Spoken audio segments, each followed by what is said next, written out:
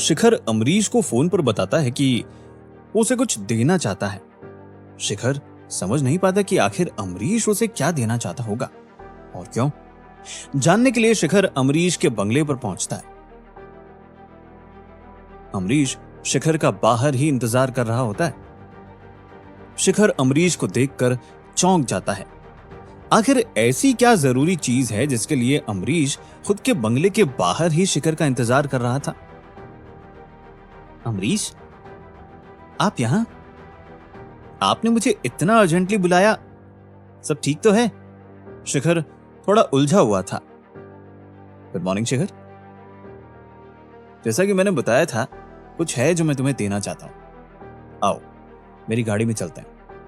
शिखर और अमरीश इसके बाद एक बड़ी सी बिल्डिंग के आगे जाकर रुकते हैं। शिखर की समझ में अभी तक कुछ नहीं आया था। दोनों बिल्डिंग के अंदर प्रवेश करते हैं। बिल्डिंग अंदर से और भी बड़ी लग रही थी। अंदर प्रवेश करते ही एक हाई टेक सिक्योरिटी चेक होता है। इसके बाद दो सिक्योरिटी गार्ड, जो अमरीश को देखकर थोड़ा सहम गए थे, शिखर को चेक करने लगते हैं, पर अमरीश के इशारे पर रुक जाते हैं। शिखर समझ जाता है कि यह जगह शायद अमरीश की ही थी, पर अमरीश उसे यहां क्यों लेकर आया था, यह बात वो अब भी समझ नहीं पा रहा था। थोड़ा आगे चलकर शिखर की बाईं तरफ एक बड़ा सा कमरा आता है, जो कि जिम की तरह लग रहा था। शिखर की नजर वहां कसरत कर रहे लोगों पर पड़ती है। लोग जी जान लगाकर कसरत कर रहे होते हैं। शिखर सोचता है कि शायद अमरीश उसे किसी जिम में लेकर आया है, शायद यह बिजनेस को लेकर था। आगे चलकर एक और दरवाजा आता है, जिसे पार करते ही शिखर की आंखें खुली की खुली रह जाती है।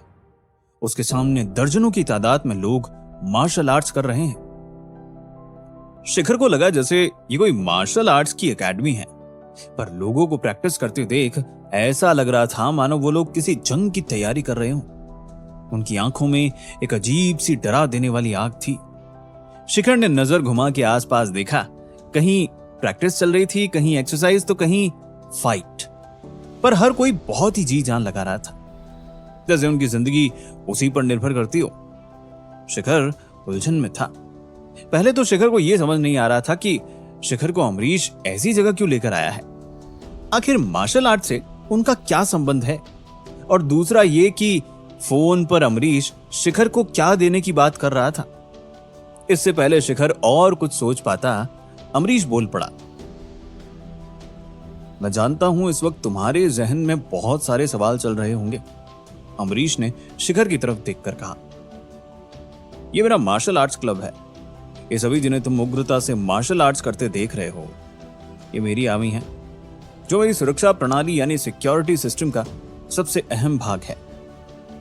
आर्मी? आपको इतने सख्त सिक्योरिटी सिस्टम की जरूरत क्यों है? शिखर चौंक गया था कि अमरीश के पास न सिर्फ एक फौज थी, बल्कि पूरी तरह से मार्शल आर्ट्स में निपुण भी थी। शिखर मन ही मन सोचने लगा कि वो अमरीश से बदला लेने की बात करता था, पर यह सब देखकर शिखर को लग रहा था कि बदला तो छोड़ो, शायद ऐसी आर्मी के रहते अमरीश को वो तो क्या कोई भी छू तक नहीं सकता था। इस पर अमरीश ने शिखर को जो समझाया कि बिजनेस में इतने मुकाम हासिल करने के बाद न सिर्फ बहुत सारे बल्कि बहुत प्रकार के दुश्मन बन जाते हैं, और हमें हर प्रकार के दुश्मन के लिए तैयार रहना पड़ता है। अमरीश ने बताया कि उसके ऊपर कई बार हमले की कोशिश तक हो चुकी है, पर सब कोशिशें नाकाम रही है, सिर्फ अमरीश की इस मार्शल आर्ट्स आर्मी की बदौलत। अमरीश शिखर को बताता है कि बिजनेस में सबसे ज्यादा जरूरी है कड़क सुरक्षा, क्योंकि सफलता के साथ कुछ और बने ना बने दुश्मन जरूर बनते हैं। और तो और अमरीश बताता है कि अपने कुछ पर्सनल मिशंस पर भी इस आर्मी को ही भेजता है। ये बताने के बाद अमरीश शिखर के कंधे पर हाथ रखता है। और जो मैं तुम्हें देना चाहता हूं वो है मार्शल आर्ट्स की ट्रेनिंग। शिखर इस कदर अचंभित हो जाता है कि उसके मुंह से एक शब्द नहीं निकलता। फिर भी कोशिश करते हुए शिखर अमरीश से पूछता है, मार्शल आर्ट्स? मुझे? क्यों? अमरीश शिखर को बताता है कि बिजनेस की दुनिया पर विजय पानी हो तो दिमाग दुनिया से 2 कदम आगे होना चाहिए। दिमाग को तेज तर्रार रखने के लिए जरूरी है एक वेल ट्रेन्ड शरीर, एक ताकतवर दिमाग केवल एक ताकतवर शरीर में ही रहता है, और शरीर को ताकतवर बनाने का सबसे अच्छा तरीका है मार्शल आर्ट्स। अमरीश की बात हमेशा की तरह शिखर को कहीं न कहीं सही लग रही थी, क्योंकि शिखर जानता था कि मार्शल आर्ट से न सिर्फ उसका शरीर ताकतवर बनेगा, बल्कि उसको अपनी सुरक्षा करना भी अच्छे से आ जाएगा। शिखर के मन में यह भी आया कि अमरीश कैसे उसको छोटी छोटी बातें सिखा रहा है, जैसे पिता अपने बेटे को सिखाता है या कोई गुरु अपने शिष्य को। शिखर और अमरीश की बातों के सिलसिले के बीच एक लड़की अमरीश के सामने आकर झुकती है। झुककर ग्रीट करना मार्शल आर्ट्स की एक प्रथा है। Good morning Amrish sir. मुझे और बाकी लोगों को बहुत खुशी हुई कि आप यहां आए, उस लड़की ने कहा। शिखर की नजर सीधा उस लड़की के चेहरे पर गई। हल्की भूरी आंखें, बालों का पीछे जूड़ा बना हुआ और बिल्कुल दूध सा गोरा रंग। शिखर ने सुना तो आवाज में एक मिठास और एक लुभावना सा कड़कपन था। अरे तुम्हें ही बुलाने वाला था मैं। इनसे मिलो शिखर, यह है डेजी, इस क्लब की वाइस प्रेसिडेंट और एक उम्दा मार्शल आर्टिस्ट। शिखर की तरफ देखकर वो लड़की भी झुकी और ग्रीट किया। शिखर पहले से ही उस लड़की को देख रहा था।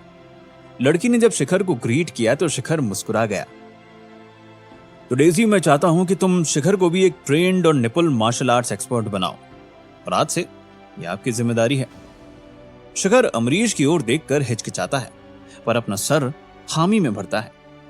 डेजी शिखर को बाकी अपने ग्रुप से मिलवाने ले जाती है। कुछ देर बाद अमरीश अपनी घड़ी में टाइम देखता है और सबसे कहता है, मुझे एक जरूरी मीटिंग में निकलना है। अमरीश ये कहकर हॉल से बाहर निकल जाता है। अमरीश के जाने के बाद डेजी शिखर को ट्रेनिंग वाली जगह पर ले आती है, जो हॉल के कोने में होती है। शिखर डेजी को बड़े ही ध्यान से देख रहा होता है। उसे समझ नहीं आ रहा होता कि ये दुबली पतली सी लड़की, जो दिखने में इतनी कोमल सी लग रही थी, इतना उग्र मार्शल आर्ट्स कैसे कर सकती है। आपको देखकर कहना मुश्किल है कि आप मार्शल आर्ट्स करती होंगी, शिखर हंसते हंसते डेजी की तरफ देखते हुए कहता है। डेजी शिखर को टेढ़ी नजरों से देखती है। वो समझ जाती है कि शिखर उसे कम आंक रहा है। डेजी के लिए ये कोई नई बात थी भी नहीं। लोग ज्यादातर उसे देखकर धोखा खा जाते थे। शिखर भी वही कर रहा था। क्या तुमने पहले कभी मार्शल आर्ट्स किया है? डेजी ने मुस्कुराते हुए शिखर से पूछा। हाँ, थोड़ा बहुत तो कॉलेज में किया ही था, शिखर ने अपने हाथ को हवा में घुमाते हुए कहा। तो क्यों ना दो हाथ हो जाए, थोड़ा वार्म अप भी हो जाएगा, डेजी ने मार्शल आर्ट के स्टांस में आते हुए कहा। शिखर, जो कि इस वक्त आत्मविश्वास से भरा हुआ था, कहीं न कहीं डेजी की कदकाठी से धोखा खा चुका था। नहीं जानता था कि डेजी मार्शल आर्ट्स में अच्छी तरह से निपुण है। शिखर अपनी स्टांस में आ गया। शिखर ने अभी स्टांस ली ही थी कि इतने में डेजी बिजली की फुर्ती से आगे बढ़ी शिखर को पंच मारने के लिए। शिखर ने अपने बचाव के लिए हाथ आगे बढ़ाया, पर इससे पहले कि वो कुछ समझ पाता, उसकी छाती पर जोर से किक आती है। शिखर की आंखों के सामने एकदम अंधेरा सा छा जाता है। उसके पूरे शरीर से दर्द की तरंग उठती है और शिखर लुढ़क कर जोर से जमीन पर गिर जाता है। शिखर कुछ देर के लिए लगभग बेहोश हो जाता है। 10 मिनट बाद डेजी शिखर के चेहरे पर कुछ पानी की बूंदें डालती है। उसके बाद शिखर को थोड़ा होश आता है। जाहिर सी बात थी, एक किक में शिखर के होश और आत्मविश्वास दोनों उड़ गए थे। अब शायद शिखर कभी किसी को भी कम आंकने की गलती नहीं करेगा। पानी की बूंदें चेहरे पर पड़ते ही शिखर उठने की कोशिश करता है। वो देखता है कि वो एक रूम में बेड पर लेटा हुआ है। अभी लेटे रहो थोड़ी देर, तुम लगभग बेहोश हो गए थे, अपने शरीर पर यूं जोर मत डालो। शिखर डेजी को देखता है। वो उसके बगल में बैठी हुई थी और उसकी छाती की मसाज करते हुए सहला रही थी। डेजी सच में बहुत खूबसूरत थी। हालांकि शिखर की छाती में दर्द था, पर वो इस तरह लेटे रहना चाहता था और यूं ही डेजी को देखते रहना चाहता था। तुम समझ रही होगी कि मैं कितना बेवकूफ हूं, शिखर ने धीमी सी आवाज में कहा। नहीं, तुम बस खुशकिस्मत हो कि तुम्हारी हड्डियां सही सलामत हैं, डेजी कहती है और दोनों जोर जोर से हंस पड़ते हैं। शिखर बहुत दिनों के बाद ऐसा हंसा था। शिखर को याद भी नहीं था कि वो आखिरी बार ऐसे कब हंस पाया था। शिखर अच्छा महसूस कर रहा था। शिखर थोड़ी देर बाद खड़ा होता है और अपनी टांगों को स्ट्रेच करते हुए डेजी से कहता है कि उन्हें ट्रेनिंग शुरू कर देनी चाहिए। डेजी मुस्कुराकर शिखर की तरफ देखती है और मन ही मन सोचती है, कुछ तो अलग बात है इसमें। शिखर 2 दिन से जी जान से ट्रेनिंग कर रहा होता है। इसके बावजूद उसने कभी इतना गंभीर होकर मार्शल आर्ट्स नहीं सीखा था। उसने काफी जल्दी कुछ चीजों में पकड़ बना ली थी। इस बीच इन 2 दिनों में शिखर और डेजी की भी दोस्ती अच्छी हो गई थी। शिखर पंचिंग बैग पर प्रैक्टिस कर रहा होता है। डेजी सच में शिखर का सुधार और उसकी लगन देखकर प्रभावित हो चुकी थी। शिखर बहुत जल्दी ही चीजों को समझकर उन्हें अच्छे से आजमा पा रहा था। डेजी अब कहीं न कहीं समझ पा रही थी कि अमरीश ने शिखर को क्यों चुना था इस एकेडमी के लिए। चलो शिखर, एक ब्रेक ले लो 10 मिनट का। डेजी के कहते ही शिखर रुक जाता है और डेजी के बगल में आकर बैठ जाता है। डेजी शिखर को जूस पकड़ाती है। तुम अभी भी पंच करते समय सांस सही से नहीं ले रहे हो। पंच करने से पहले धीमे से सांस अंदर लो और पंच करते हुए सांस एकदम बाहर छोड़ो। शिखर डेजी की बातों को बड़े ही ध्यान से सुनता है, पर इसके साथ ही शिखर डेजी के बारे में जानने के लिए उतना ही उत्सुक होता है। वो जानता था कि डेजी की कुछ तो कहानी थी, वरना इतनी खूबसूरत लड़कियां सिर्फ रैंप वॉक पर दिखती हैं। आश्चर्य की बात थी, शिखर के अंदर डेजी को लेकर कुछ जज्बात जाग उठे थे। वो डेजी को और करीब से जानना चाहता था। तो डेजी, तुम यहां कैसे पहुंची? मेरा मतलब है कि मार्शल आर्ट्स और अमरीश, ये सब तुम्हारी जिंदगी का हिस्सा कैसे बने? डेजी ये सवाल सुनकर शांत हो गई। वो शिखर से नजरें हटाकर ऊपर की तरफ देखने लगी। शिखर को लगा शायद उसे ये सवाल नहीं पूछना चाहिए था, पर तभी डेजी ने गहरी सांस ली और बताया कि वो एक अनाथ है। एक बार अमरीश सर किसी काम से उसके अनाथ आश्रम में आए थे। तब वो 2 लड़कों को पीट रही थी।